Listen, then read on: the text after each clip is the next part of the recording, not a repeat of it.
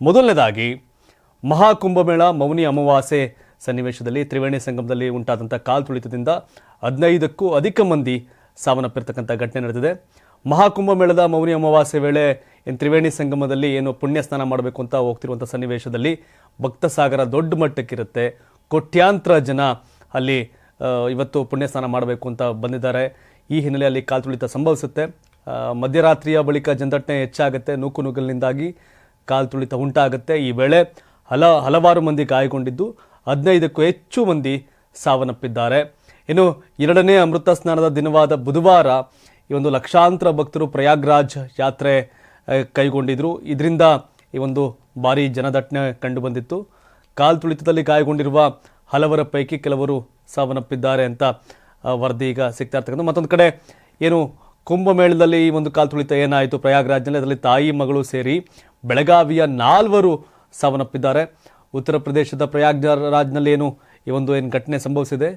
ಈ ಮೌನಿ ಅಮಾವಾಸ್ಯೆಯಲ್ಲಿ ಕರ್ನಾಟಕದಿಂದ ಕೂಡ ಲಕ್ಷಾಂತರ ಭಕ್ತರು ಹೋಗ್ತಾ ಇದ್ರು. ಸೊ ಇವತ್ತು ಕೂಡ ಅಲ್ಲಿ ಸಾವಿರಾರು ಕರ್ನಾಟಕದ ಮಂದಿ ಅಲ್ಲಿದ್ದಾರೆ, ಪುಣ್ಯಸ್ನಾನ ಮಾಡಲಿಕ್ಕೆ ತೆರಳಿದ್ರು. ಈ ವೇಳೆ ಬೆಳಗಾವಿಯ ಮೂಲದವರು ಸಾವನ್ನಪ್ಪಿರ್ತಕ್ಕಂಥದ್ದು.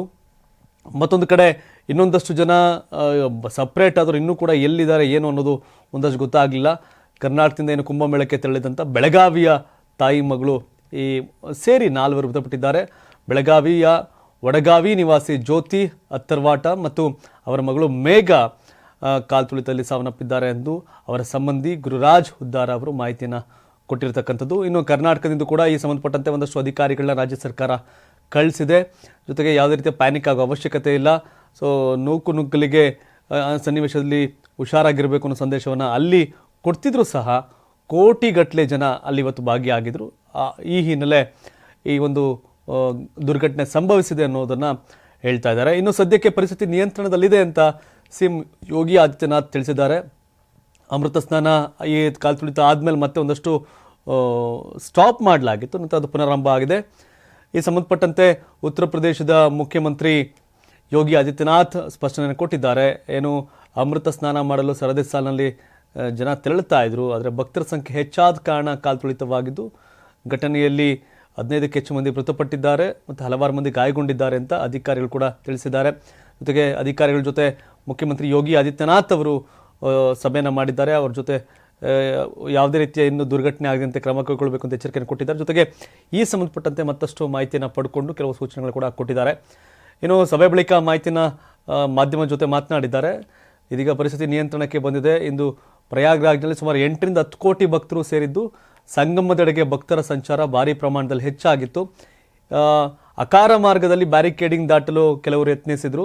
ಈ ವೇಳೆ ಕೆಲ ಭಕ್ತರಿಗೆ ಗಂಭೀರ ಗಾಯಗಳು ಯಾರಿಗಾಗಿದೆ ಅವರಿಗೆ ಚಿಕಿತ್ಸೆಯನ್ನು ಕೊಡಲಿಕ್ಕೆ ಆಸ್ಪತ್ರೆಗೆ ಸ್ಥಳಾಂತರ ಮಾಡಲಾಗಿದೆ ಅಂತ ಹೇಳಿದ್ದಾರೆ. ಇನ್ನು ಕಳೆದ ರಾತ್ರಿಯಿಂದ ಮೌನಿ ಅಮಾವಾಸ್ಯೆ ಮುಹೂರ್ತ ಆಗಿದ್ದು ಬಳಿಕ ಹೆಚ್ಚಿನ ಸಂಖ್ಯೆಯಲ್ಲಿ, ಯಾಕೆಂದರೆ ಇದು ಈ ಸಮಯ ಭಾಳ ಒಳ್ಳೆಯ ಸಮಯ, ಪುಣ್ಯಸ್ನಾನ ಮಾಡಿದ್ರೆ ಭಾಳಷ್ಟು ಪುಣ್ಯ ಪ್ರಾಪ್ತಿ ಆಗುತ್ತೆ ಅನ್ನೋ ಕಾರಣಕ್ಕೆ ಕೋಟ್ಯಂತರ ಜನ ಪ್ರಯಾಗ್ರಾಜ್ಗೆ ಬಂದ್ಬಿಟ್ಟಿದ್ದಾರೆ. ಇನ್ನು ನರೇಂದ್ರ ಮೋದಿ ಸಹ ಗೃಹ ಸಚಿವ ಅಮಿತ್ ಶಾ ಇಬ್ಬರು ಕೂಡ ಕರೆ ಮಾಡಿ ಮಾತನಾಡಿದ್ದಾರೆ. ಸಂಬಂಧಪಟ್ಟಂಗೆ ಮಾಹಿತಿಗಳನ್ನ ಪಡ್ಕೋತಾ ಇದ್ದಾರೆ ಏನೇನು ಆಗ್ತಾ ಇದೆ ಅಲ್ಲಿ ಅಂತ. ಮತ್ತೊಂದು ಕಡೆ ನರೇಂದ್ರ ಮೋದಿಯವರು ಸಹ ಏನು ಈ ಕಾಲ್ತುಳಿತದಲ್ಲಿ ಸಾವನ್ನಪ್ಪಂಥ ಯಾರ ಕುಟುಂಬ ಸದಸ್ಯರನ್ನಿಗೆ ಸಂತಾಪವನ್ನು ಸೂಚಿಸಿದ ಜೊತೆಗೆ ಒಂದಷ್ಟು ಪರಿಹಾರವನ್ನು ಕೂಡ ಘೋಷಣೆಯನ್ನು ಮಾಡಿದ್ದಾರೆ. ಇನ್ನು ಎಕ್ಸ್ನಲ್ಲಿ ಪೋಸ್ಟ್ ಮಾಡಿರುವ ಮೋದಿ, ಪ್ರಯಾಗ್ರಾಜ್ ಮಹಾಕುಂಭದಲ್ಲಿ ಸಂಭವಿಸಿದ ಕಾಲ್ತುಳಿತ ಅತ್ಯಂತ ನೋವು ತಂದಿದೆ. ದುರಂತದಲ್ಲಿ ತಮ್ಮ ಕುಟುಂಬ ಸದಸ್ಯರನ್ನು ಕಳೆದುಕೊಂಡ ಭಕ್ತರಿಗೆ ತೀವ್ರ ಸಂತಾಪಗಳನ್ನು ಸೂಚಿಸ್ತೇನೆ ಅಂತ ಹೇಳಿದ್ದಾರೆ. ಎಲ್ಲ ಗಾಯಾಳುಗಳು ಶೀಘ್ರ ಗುಣಮುಖರಾಗಲಿ, ಸ್ಥಳೀಯ ಆಡಳಿತವು ಸಂತ್ರಸ್ತರಿಗೆ ಸಾಧ್ಯವಿರುವ ಎಲ್ಲ ನೆರವನ್ನು ಒದಗಿಸಿದೆ. ಈ ನಿಟ್ಟಿನಲ್ಲಿ ಮುಖ್ಯಮಂತ್ರಿ ಯೋಗಿ ಆದಿತ್ಯನಾಥ್ ಅವರೊಂದಿಗೆ ನಾನು ಮಾತನಾಡಿದ್ದೇನೆ. ರಾಜ್ಯ ಸರ್ಕಾರದೊಂದಿಗೆ ನಿರಂತರ ಸಂಪರ್ಕದಲ್ಲಿದ್ದೇನೆ ಅಂತ ಮೋದಿ ತಿಳಿಸಿದ್ದಾರೆ. ರಾಷ್ಟ್ರಪತಿ ದ್ರೌಪದಿ ಮುರ್ಮು ಸಹ ಪೋಸ್ಟ್ ಮಾಡಿ ಪ್ರಯಾಗ್ರಾಜ್ ಮಹಾಕುಂಭದಲ್ಲಿ ಕಾಲ್ತುಳಿತದ ಘಟನೆಯಿಂದ ಅತ್ಯಂತ ನೋವಾಗಿದೆ. ತಮ್ಮ ಕುಟುಂಬಸ್ಥರನ್ನು ಕಳೆದುಕೊಂಡ ಭಕ್ತರಿಗೆ ಸಂತಾಪ ಸೂಚಿಸ್ತೇನೆ. ಗಾಯಗೊಂಡವರು ಶೀಘ್ರಗತಿಯಲ್ಲಿ ಗುಣಮುಖರಾಗಲಿ ಅಂತ ದೇವರಲ್ಲಿ ಪ್ರಾರ್ಥಿಸ್ತೇನೆ ಅಂತ ಮೋದಿ ತಿಳಿಸಿದ್ದಾರೆ. 84ರಿಂದ 50 kg ಬಂದೆ, ಆಮೇಲೂ ಸಣ್ಣಗೆ ಫಿಟ್ ಆಗಿದ್ದೀನಿ. ಅದಕ್ಕೆ ನಾನು ಯೂಸ್ ಮಾಡ್ತಾ ಇರೋದು ಜೀನಿ ಸ್ಲಿಮ್. ಸಣ್ಣ ಆಗೋಕ್ಕೆ ಜೀನಿ ಸ್ಲಿಮ್ ಯೂಸ್ ಮಾಡಿದೆ, ಹೆಲ್ದಿನೂ ಅದೇ. ನೀವು ಸಣ್ಣ ಆಗಬೇಕಾ, ಹೆಲ್ದಿ ಆಗಬೇಕಾ? ಹಾಗಿದ್ರೆ ಜೀನಿ ಸ್ಲಿಮ್ ಯೂಸ್ ಮಾಡಿ. ಸಣ್ಣ ಆಗೋದಕ್ಕೆ ಯಾವುದೋ ಪ್ರಾಡಕ್ಟ್ ಹೇಳ್ತಾ ಇದ್ದಾಳೆ, ಏನಾದರೂ ಸೈಡ್ ಎಫೆಕ್ಟ್ಸ್ ಇದೆ ಅಂತ ಯೋಚನೆ ಮಾಡ್ತಾ ಇದ್ದೀರಾ?